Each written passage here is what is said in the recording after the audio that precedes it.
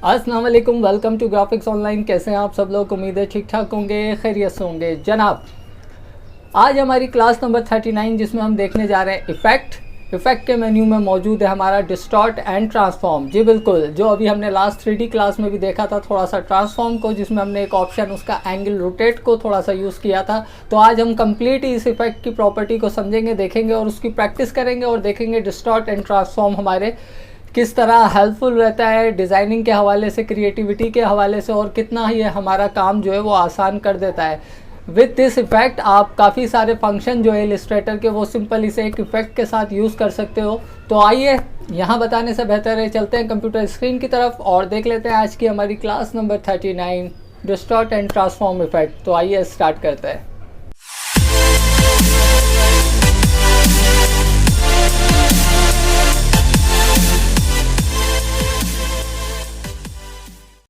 जी जनाब, तो आ गए हम कंप्यूटर स्क्रीन की तरफ। आज की हमारी क्लास नंबर 39 और आज का हमारा टॉपिक है डिस्टॉर्ट एंड ट्रांसफॉर्म इफेक्ट। तो आइए जल्दी से देख लेते हैं।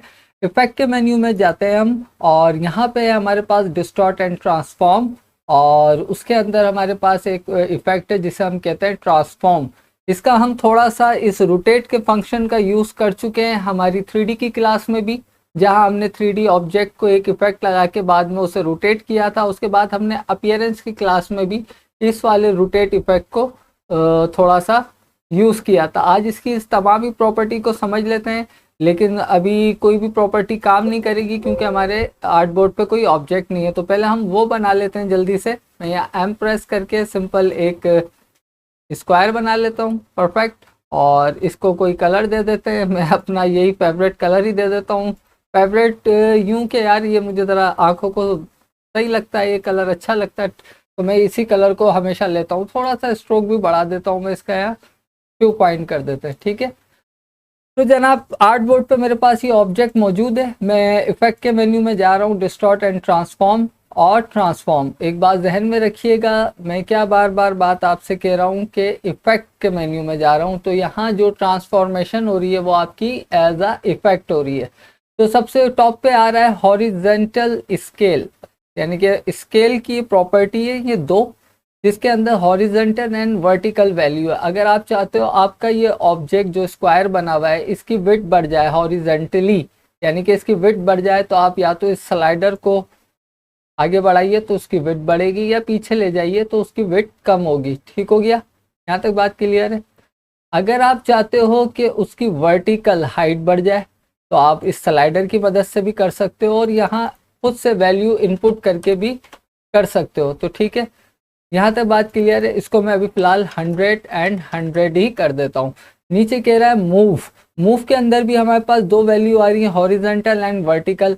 कि अगर आप आर्ट बोर्ड पे अपने इस स्क्वायर की पोजीशन को चेंज करना चाहते हो या मूव करना चाहते हो, या उर्दू ज़ुबान में इसे सरकाना चाहते हो, यहाँ से आर्ट बोर्ड पे किसी और जगह पे प्लेस करना चाहते हो, तो उसको भी आप यहाँ से मूव कर सकते हो। तो देखें, आप इसको उल्टा भी जा सकते हैं और वर्टिकली जिस तरह भी आपको इसे मूव करना है आप मूव कर सकते हो। आप इसे वर्टिकली मूव करना चाहते हो आप वो भी कर सकते हो, ठीक है। इस तरह से हॉरिजेंटली करना था तो वो आपने करके देख ही लिया है। तो यहाँ पे बाय डिफ़ॉल्ट वैल्यू 0 होती है, तो आप इसे 0 ही रहने दीजिए। उसके बाद यहाँ आ रहा है रोटेट। अब रोटेट आप प्रीवियस 2 क्लासेस में देख चुके हैं, तो समझ ही गए होंगे कि अगर आप अपने इस ऑब्जेक्ट को रोटेट करना चाहते हो तो आप 45 डिग्री से अगर इसे रोटेट करोगे तो एक डायमंड स्क्वायर बन जाएगा। आपने 45 डिग्री लिखा और टैप की प्रेस की तो ये एक डायमंड स्क्वायर बन गया। तो सिंपल हमारा रोटेशन ये काम करता है। चलें, रोटेशन भी हमने देख ली। नीचे साथ आ रहा है हमारे ट्रांसफॉर्म ऑब्जेक्ट्स। जनाब, ये ऑप्शंस हैं इसके, और यहाँ वो कह रहा है पहला ही ऑप्शन ट्रांसफॉर्म ऑब्जेक्ट्स, यहाँ एस लगा हुआ है। मतलब कि आप ज़रूरी नहीं है एक सिंगल आइटम को ही ट्रांसफॉर्म यहाँ कर सकते हैं या सिंगल ऑब्जेक्ट को, आप यहाँ मल्टीपल ऑब्जेक्ट को भी एक साथ जो है इफेक्ट अप्लाई कर सकते हो ट्रांसफॉर्मेशन का। अब ट्रांसफॉर्मेशन क्या होती है, अब आप 39 क्लासेस में इस बात को समझ ही गए होंगे कि आपके ऑब्जेक्ट में उसकी स्केलिंग, उसकी रोटेशन, उसकी मूवमेंट और उसमें मौजूद उसकी प्रॉपर्टी, स्ट्रोक, फिल, ये तमाम चीज़ें, ठीक हो गया। तो ये उन सब चीज़ों को ट्रांसफॉर्म करेगा, ठीक हो गया। लेकिन किस तरह से, एज अ इफेक्ट, क्योंकि आप ट्रांसफॉर्म इफेक्ट यहाँ पे अप्लाई कर रहे हो अपने ऑब्जेक्ट को। तो अगर मैं यहाँ से इस ऑब्जेक्ट पे से चेक जैसे ही हटा दूंगा तो अब आप देखो आपका ऑब्जेक्ट उस नॉर्मल पोजीशन पे आ गया जिस पोजीशन पे आपने बनाया था। ऐसा क्यों हुआ है? क्योंकि वो ये तमाम वैल्यू जो आपने यहाँ से 45 डिग्री की रोटेशन दी है, ठीक है, या यहाँ भी अगर आप कोई वैल्यू बढ़ाते हो तो वो अप्लाई किस चीज़ पे करे? तो जाहिर सी बात है इस ऑब्जेक्ट पे अप्लाई करना है, तो यहाँ आपको इस ट्रांसफॉर्म ऑब्जेक्ट को सेलेक्ट रखना है। यहाँ इसका ये मतलब है। साथ कह रहा है ट्रांसफॉर्म पैटर्न। अगर मेरे इस ऑब्जेक्ट में मैंने ब्लू कलर की जगह स्वॉचेस के मेन्यू से या स्वॉचेस के पैनल से कोई पैटर्न इसमें दिया होता फिल कलर की जगह, तो ये उस पैटर्न के ऊपर भी ट्रांसफॉर्मेशन अप्लाई करता। साथ ही वो ये कह रहा है कि स्केल, स्ट्रोक्स एंड इफेक्ट, कि जब स्केलिंग हो आपके इस ऑब्जेक्ट की तो उसका साथ ही स्ट्रोक जो है इसमें वो भी स्केल होना चाहिए और जो उसमें इफेक्ट लगा हुआ है वो भी स्केल होना चाहिए। तो आप इस पे भी चेक लगा रहने दीजिए। जैसे कि अगर अभी मेरे इसके ऊपर जो स्ट्रोक लगा हुआ है उसकी आप विड्थ को ज़रा गौर से देखें, अगर मैं यहाँ से इसको चेक हटाऊंगा तो वो कम हो गई है और लगाता हूँ तो थोड़ी सी ज़्यादा हो गई है। ठीक हो गया? तो ये इस चीज़ की बात कर रहा है। अच्छा जी, और अगर इसमें कोई इफेक्ट अप्लाई होता तो ये उसे भी साथ स्केल करता। देखें यहाँ पहला लफ्ज आ रहा है स्केल, स्केल करेगा, कम करेगा या बढ़ाएगा। ठीक हो गया? साथ यहाँ कह रहा है रिफ्लेक्ट एक्स, यानी कि उसको आप रिफ्लेक्ट करना चाहते हो हॉरिजेंटली। आप अगर इस ऑब्जेक्ट को रिफ्लेक्ट करना चाहते हो हॉरिजेंटली तो आप वो कर सकते हो, क्योंकि ये एक ऑब्जेक्ट प्रोपोर्शनली बना हुआ है, कोई आपकी सिमेट्रिकली शेप नहीं है जिसको आप रिफ्लेक्ट करके देख सको। तो यहाँ आप उस चीज़ को अभी समझ नहीं पाओगे। रिफ्लेक्ट उसे वाई एक्सिस यानी कि वर्टिकल करना चाहते हो तो आप वो भी कर सकते हो। रैंडम क्या करेगा? ये रैंडमली उसकी रोटेशन जो है ना उसको चेंज करेगा। जैसे अभी मैंने यहाँ 45 डिग्री दी हुई है तो इसने 45 डिग्री से इस ऑब्जेक्ट को रोटेट किया हुआ, लेकिन अगर मैं इसे यहाँ रैंडम कर देता हूँ तो देखें उसने अपनी मर्जी से इसको रोटेट किया है। ठीक है, बात समझ रहे हैं? और अगर मैं इस पे से चेक हटा देता हूँ तो उसने मेरी इसी 45 डिग्री की वैल्यू को लिया है। साथ ही वो नीचे कह रहा है कि कॉपीज, अभी जितना कुछ चेंज हुआ है मेरे उसी स्क्वायर पे चेंज हुआ है जो मैंने फर्स्ट टाइम बनाया था। ठीक है, मेरी उसी स्क्वायर की वैल्यू चेंज हो रही है। लेकिन अगर मैं यहाँ कॉपीज कर देता हूँ 1 तो अब क्या होगा कि मेरा जो स्क्वायर बना हुआ था वो यहाँ मौजूद है और उसके पीछे अनदर कॉपी इसने मुझे दे दी है। ठीक है, अब ये बात भी आप समझ गए हो। लेकिन इसके साथ यहाँ देखें एक छोटा सा बाउंडिंग बॉक्स बना रहा है जहाँ इस वक्त मेरा माउस है। ठीक है, और इसके बिल्कुल सेंटर में एक डार्कर पॉइंट हाईलाइटेड हुआ हुआ है, इसका सेंटर पॉइंट, यानी कि ये वाला पॉइंट हाईलाइट हुआ हुआ है। तो मतलब इसमें इस ऑब्जेक्ट में जितनी भी स्केलिंग हो रही है, मूवमेंट हो रही है या रोटेशन हो रही है वो इस ऑब्जेक्ट के सेंटर पॉइंट को कंसिडर करके हो रही है। अगर आप चाहते हो कि इसकी रोटेशन, स्केलिंग, वो तमाम ही चीज़ें सेंटर पॉइंट से ना हो बल्कि इसके बॉटम के राइट हैंड साइड से हो, तो देखें आप ये बॉटम वाली साइड पे आके जो राइट पे छोटा सा चेक बॉक्स है इस बाउंडिंग बॉक्स में, या इसे आप ये वाला एंकर पॉइंट कंसिडर कर लें जहाँ इस वक्त मेरा माउस है। ठीक है, जैसे आप इस पे चेक लगाओगे तो अब स्केलिंग, रोटेशन, मूवमेंट इस पॉइंट को कंसिडर करके होगी। देखा आपने, यहाँ इसका ये मतलब है। तो ये थी बाय डिफॉल्ट ये सेंटर में ही होता है तो आप इसे सेंटर में ही रख दें। तो ये थी इसकी बेसिक प्रॉपर्टीज। इसमें मौजूद तमाम ही ऑप्शंस के जो रूल थे वो ये काम परफॉर्म करते थे और आप इसे यहाँ जब ओके कर दोगे तो अब जनाब ये आपने इस पर एक इफेक्ट लगा दिया है जिसकी एक कॉपी ली है आपने 45 डिग्री की रोटेशन से। ठीक है, बज़ाहिर आपको देखने में ये दो ऑब्जेक्ट लग रहे हैं, लेकिन मैंने आपसे कहा यहाँ आप क्या कर रहे हो, डिस्टॉर्ट एंड ट्रांसफॉर्म का इफेक्ट लगा रहे हो। अगर आप कंट्रोल वाई करके देखोगे तो इस वक्त ये एक सिंगल ऑब्जेक्ट ही है। ठीक हो गया? लेकिन अगर आप ये चाहते हो कि नहीं यार मैंने इफेक्ट तो लगा लिया लेकिन अब मुझे ये एज अ इफेक्ट ना मिले, मैं इसे एज अ ऑब्जेक्ट देखना चाहता हूँ, तो अब आप क्या करोगे? बहुत सिंपल है, हम ऑब्जेक्ट के मेन्यू में जाएंगे और इसको एक्सपेंड अपीयरेंस कर देंगे। जैसे ही हमने इसे एक्सपेंड अपीयरेंस किया है तो ये अब हमारा इफेक्ट नहीं रहा है। अगर आप कंट्रोल वाई करके अब देखोगे तो यहाँ पे आपको दो आउटलाइन नजर आ रही है, मतलब अब यहाँ पे दो ऑब्जेक्ट बन चुके हैं। ठीक है, आप इसको टुकड़ों में देखना चाहते हो तो आप यहाँ से राइट क्लिक करोगे, अनग्रुप करोगे, तो अब आप देखो ये अब आपकी दो अलग अलग शेप्स हैं जो आपने इफेक्ट के जरिए बनाई थी और बाद में उस इफेक्ट को आपने एक्सपेंड कर दिया है। उम्मीद है आप बात समझ गए होंगे कि इफेक्ट से बेसिकली हो क्या रहा है। मैं तमाम ही प्रॉपर्टी को कंट्रोल Z कर रहा हूँ। तो जनाब ये सिंपल हमारा यहाँ पे अब एक इफेक्ट लगा हुआ है।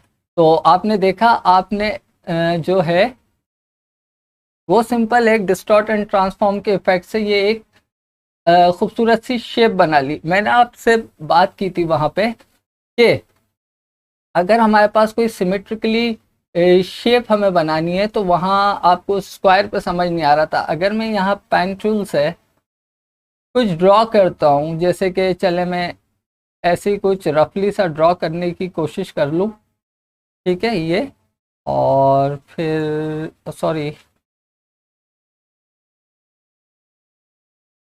ये, और उसके बाद ये, ठीक हो गया। एस्केप की प्रेस की है मैंने, ठीक, मैंने ये एक शेप बनाई है। मैं इसके फिल को फिलहाल बंद कर रहा हूँ। ठीक है, अब मैं चाह रहा हूँ इफेक्ट के ज़रिए मैं इसका पार्ट जो इस एज इट इज़ मुझे इसके साथ शेप चाहिए वो भी मैं बना लूँ। तो मैं क्या करूँगा, इसे सेलेक्ट करूँगा, इफेक्ट में जाऊँगा, मुझे आपको उस प्रॉपर्टी को समझाना है, ट्रांसफॉर्म, ये वाली प्रॉपर्टी, और मैं इसे कहूँगा रिफ्लेक्ट एक्स। मतलब मुझे ये जो मैंने पाथ बनाया, मुझे इसकी रिफ्लेक्शन चाहिए एक्स में। जैसे ही मैंने रिफ्लेक्ट करना है तो देखिए मुझे उसकी यहाँ पे रिफ्लेक्शन मिल गई है। अगर मैं ओके कर देता हूँ तो क्या होगा, ये मुझे उसी को रिफ्लेक्ट करके दे देगा। लेकिन मैं कंट्रोल Z कर रहा हूँ और अब दोबारा से इफेक्ट में जाता हूँ, ट्रांसफॉर्म, और इस बार मैं इस रिफ्लेक्ट एक्स पे क्लिक करके यहाँ उसको कह देता हूँ मुझे एक कॉपी चाहिए। ठीक है, और ओके कर देता हूँ। तो ये मेरी कुछ इस तरह की शेप बनी है। जो मैं चाह रहा था कि ये बिल्कुल इस वाली शेप के, ये वाला एंकर पॉइंट इस वाली शेप के पास आके मर्ज हो जाए ताकि एक पेन की निब से आइकॉन में डिज़ाइन कर लूँ, वो तो नहीं हो सका।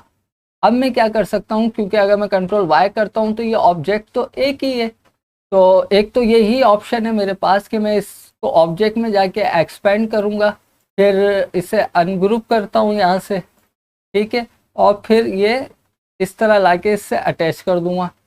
ठीक है, यही हो सकता है। दूसरा तरीका हमारे पास क्या है, जब मैं इस पे इफेक्ट लगाऊं डिस्टॉर्ट एंड ट्रांसफॉर्म का और इसको कहूं एक्स पे मुझे इसको रिफ्लेक्ट करके दे, एक मुझे इसकी कॉपी दे, साथ ही मैं यहाँ जो इसकी हॉरिजेंटल मूवमेंट है ना, अब इसे चेंज करता हूँ, इसे मैं बढ़ाऊंगा। तो आप देखो मुझे जहाँ भी अपनी इसकी रिफ्लेक्शन चाहिए मैं यहाँ से इसकी वैल्यू को बढ़ाऊंगा। देख रहे हैं आप, ये मैंने बढ़ा दी और ओके कर दिया। जी जनाब, अब मुझे इसे यानी कि एक्सपेंड करने की ज़रूरत नहीं है, अनग्रुप करने की ज़रूरत नहीं है। तो मैं इस तरह से भी कोई भी सिमेट्रिकली शेप जो है वो बना सकता हूँ। बाद में आप इसको फिल दे दो, ठीक है, तो ये अभी भी आपकी एक शेप ही है। अब आपको इसमें बीच में एक लाइन नज़र आ रही है, तो आपको इसमें मौजूद इफेक्ट को एडिट करना है। अगर आप यहाँ जाके इफेक्ट में जाके डिस्टॉर्ट ट्रांसफॉर्म में जाओगे और फिर इसे ट्रांसफॉर्म करोगे तो वो क्या करेगा, वो ये कहेगा कि भाई एडिट करना है तो अपीयरेंस के पैनल से कर लो। अगर यहाँ दोबारा आपने इस इफेक्ट को लगाया तो एडिट तो कुछ नहीं होगा, हाँ अलबत्ता अनदर इफेक्ट लग जाएगा। तो मैं इसे कैंसिल करूँगा। अब आप अपीयरेंस का पैनल सीख चुके हो और यहाँ पे देखें मैंने ये ट्रांसफॉर्म का इफेक्ट इसे लगाया हुआ है। इस पर क्लिक करूँगा और थोड़ी सी इसकी पोजीशन को करीब कर दूंगा ताकि वो इससे मर्ज हो जाए, और अब ओके कर दूंगा। ठीक है, और ये अभी भी मेरी एक सिंगल पाथ ही है जो मैंने फर्स्ट टाइम पे क्रिएट की थी। ठीक हो गया। तो इस तरह के जब हमें काम परफॉर्म करने होते हैं तो हमें डिस्टॉर्ट एंड ट्रांसफॉर्म के ये इफेक्ट को यूज़ करना पड़ता है जो एक्स रिफ्लेक्शन में आ रहा होता है। ठीक है, तो मुझे आपको ये समझाना था तो वो मैंने समझा दिया है। ठीक हो गया, इसकी बात कर रहा हूँ। अगर आप इसे y पे कर दोगे तो ये कुछ इस तरह से आ जाएगा, उसकी अपोजिट डायरेक्शन में। ठीक है, तो ये था। अब मजीद इसकी हम और प्रॉपर्टी समझ लेते हैं कि और हम इसकी मदद से क्या कर सकते हैं। इस बार मैं बनाता हूँ अनदर स्क्वायर। स्क्वायर यूं ही बनाता हूँ कि आपको समझने में आसानी हो, और इसका मैं स्ट्रोक दे देता हूँ ब्लैक, और फिल बंद कर देते हैं। दोबारा इफेक्ट में जाते हैं, effect, distort and transform, transform, और यहाँ मैं कह रहा हूँ इसका स्केल जो है, साइज, वो मैं 95 कर दूँ।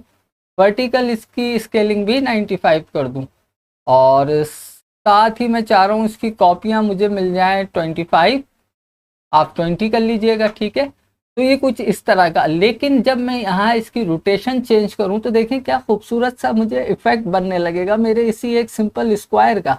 मैंने यहाँ इसकी क्लॉकवाइज रोटेशन को 1 पॉइंट किया, देखें आप 2 पॉइंट किया। आर्ट बोर्ड पे देखते रहिए आपके आर्ट में किस तरह क्रिएटिविटी आएगी।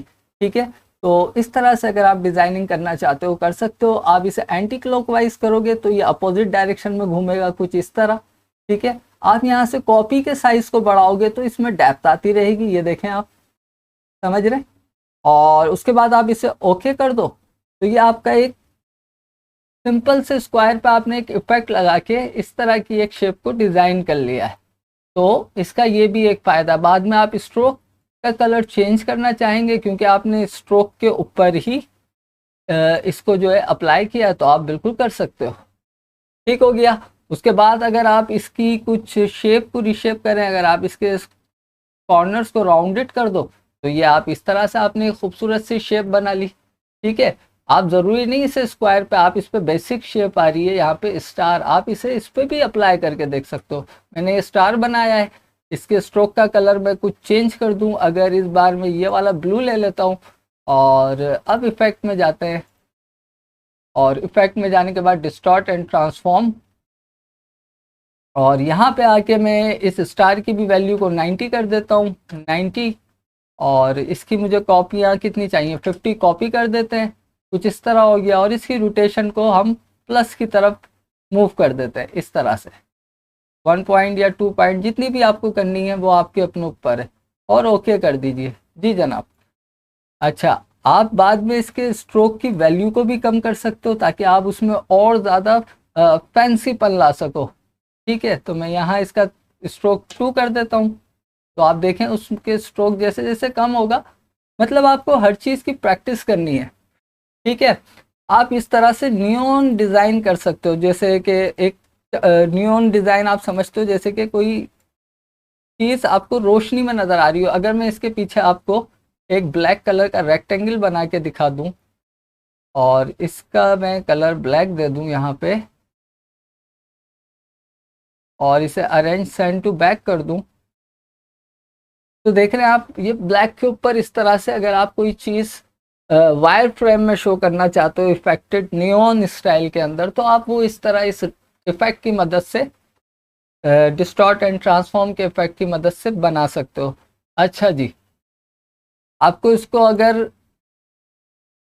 सेलेक्ट करके इसकी ए प्रेस करके इसके किसी भी पॉइंट को भी चेंज करना है आप कर सकते हो। मैं पहले इस ब्लैक को अगर यहाँ पे लॉक करूँ, और अब मैं इसके इस पॉइंट को सेलेक्ट करके इसको चेंज करूँ, तो देखें आपको जिस तरह से भी जो भी इसके अंदर क्रिएटिविटी लानी है आप लाओ यार।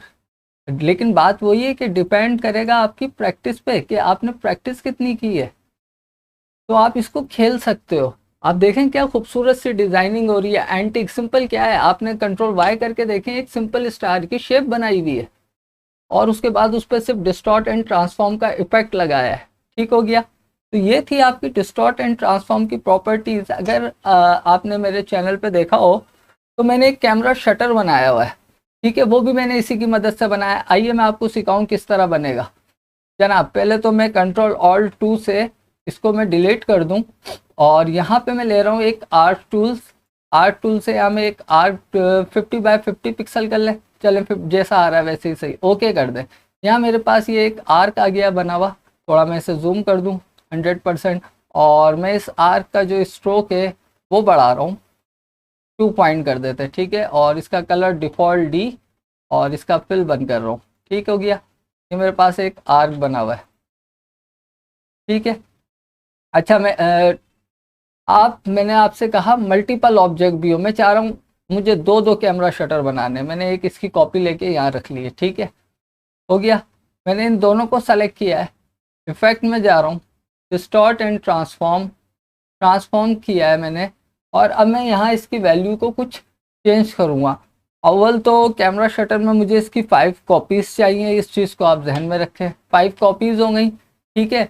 कितनी डिग्री रोटेट हो, पहले मैं इसे 25 डिग्री रोटेशन पे चेक करता हूँ। 25 नहीं, मुझे ये नहीं समझ आ रहा।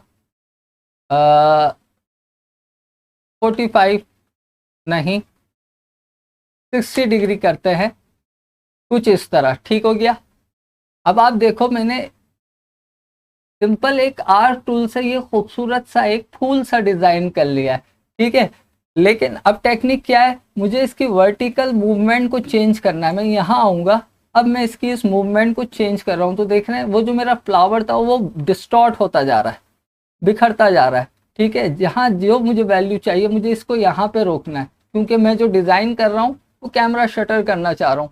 मैंने इसको यहाँ 23 वैल्यू दी और ओके कर दिया, ठीक है। कुछ चेंजेस करनी होगी, मैं इसे जूम करके देख रहा हूँ जी, बिल्कुल ओके है। यहाँ मैंने ये दो बनाया, अब मैं क्या करूँगा, क्योंकि अभी तक ये मेरे तो इफेक्ट है दोनों, अब मुझे इसे करना है एक ऑब्जेक्ट में कन्वर्ट, ठीक है। तो मैं इन दोनों को सेलेक्ट कर रहा हूँ, दोनों सेलेक्ट, कंट्रोल ए करके कर लेते हैं, ऑब्जेक्ट एक्सपेंड अपीयरेंस। जैसे ही मैंने एक्सपेंड किया तो ये मैंने एक पाथ पे बनाया था, पाथ हमारी स्ट्रोक थी जिसमें मैंने स्ट्रोक अप्लाई किया हुआ था। तो जैसे ही मैंने इसे एक्सपेंड अपीयरेंस किया तो यहाँ उसने मुझे अब ये स्ट्रोक में कन्वर्ट करके दे दिया।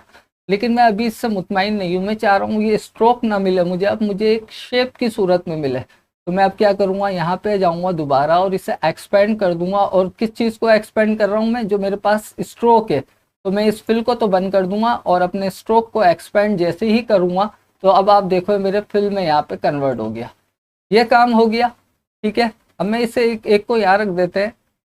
मैंने सिर्फ आपको मल्टीपल ऑब्जेक्ट पे डिस्टॉर्ट एंड ट्रांसफॉर्म का इफेक्ट लगाना सिखाया था, ठीक है। और मैं इसे थोड़ा सा जूम कर रहा हूँ यहाँ पे, और अब बना रहा हूँ एक सर्किल, एल प्रेस करके बिल्कुल इसके साइड। अच्छा, मैं अभी तक तो मैंने इसे एक ऑब्जेक्ट बनाया है, लेकिन मैं अगर इसे यहाँ पे मर्ज कर दूँ तो ज़्यादा बेहतर है, यूनाइट कर दूँ, सॉरी, मर्ज यूनाइट एक ही काम करते हैं, मैं आपको बता चुका हूँ पाथ फाइंडर की क्लास में, सिमिलर ही हैं दोनों, कोई इतना ज़्यादा फर्क नहीं है। और उसके बाद मैं ले रहा हूँ सर्किल, और इसके बिल्कुल सेंटर पॉइंट से यहाँ से थोड़ा सा जूम कर लूँ, आप भी जूम करके काम करें ताकि आपके काम में परफेक्शन आ जाए, ठीक है। और मैं एक सर्किल यहाँ पे बना रहा हूँ, ठीक हो गया भाई साहब। और अगर इन दोनों को आप सेलेक्ट करके इन्हें इस तरह से सेंटर अलाइन भी कर सकते हैं, ठीक है। इन दोनों को मैं सेलेक्ट कर रहा हूँ और यहाँ एक हमारे पास टूल है, आपको पता है, शेप बिल्डर टूल, इसको मैं सेलेक्ट करता हूँ।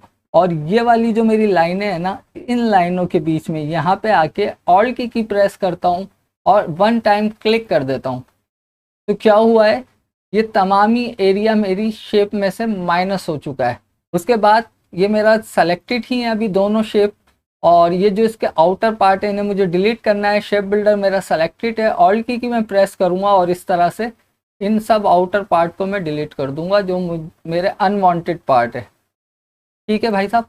ये सब डिलीट हो गए, आपका कैमरा शटर तैयार है। अगर आपको ये बीच वाला पार्ट नहीं चाहिए तो आप इसे या तो डिलीट कर दें सेलेक्ट करके, या फिर इसको भी सॉरी ऐसे सेलेक्ट करके शेप बिल्डर से भी आप इसे माइनस कर सकते हो, या वैसे भी डिलीट कर सकते हो। और अगर आप इस पार्ट को रखना चाहते हो तो रख लो, क्योंकि अभी तक ये एक एक शेप अलग है, सॉरी अभी अगर आप देखो तो ये तमाम ही शेप जो हैं वो एक दूसरे से अलग है। तो ग्रुप करने से बेहतर है, पहले मैं इसे डिलीट कर देता हूँ, इन तमाम ही को सेलेक्ट करके यहाँ से दोबारा इन्हें यूनाइट कर देता हूँ। उसके बाद आप चाहो तो इस पर कोई कलर अप्लाई करो, या कोई आप इस पर ग्रेडियंट अप्लाई करो, और फिर उस ग्रेडियंट की वैल्यू को आप जिस तरह से भी इस पर अप्लाई करना चाहते हो आप करके देख लेना यार। मेरा सिंपल आपको काम था यहाँ समझा दूँ कि आप किस किस तरह से इस पर डिज़ाइनिंग जो है वो कर सकते हो। तो जनाब ये थी हमारी क्लास जिसमें हमने सीखा डिस्टॉर्ट एंड ट्रांसफॉर्म, वो क्यों होता है, किस लिए होता है और किस तरह हमारे काम आता है। तो उम्मीद है आपको डिस्टॉर्ट एंड ट्रांसफॉर्म की आज तमाम ही नॉलेज मिल गई होगी। ठीक है, और मिलते हैं इंशाल्लाह अपने नेक्स्ट टॉपिक के साथ, नेक्स्ट इफेक्ट के साथ, नेक्स्ट टूल के साथ। जी जनाब, तो कैसी लगी आपको आज की क्लास? उम्मीद है पसंद आई होगी, समझ आई होगी। कोई प्रॉब्लम है, कोई इशू है, मुझे कमेंट करके ज़रूर बताइएगा। तो मिलते हैं अपनी नेक्स्ट क्लास में, तब तक के लिए मुझे और ग्राफिक्स ऑनलाइन को इजाज़त दीजिए। अपना बहुत ख्याल रखिएगा। Too much take care. Allah हाफिज़।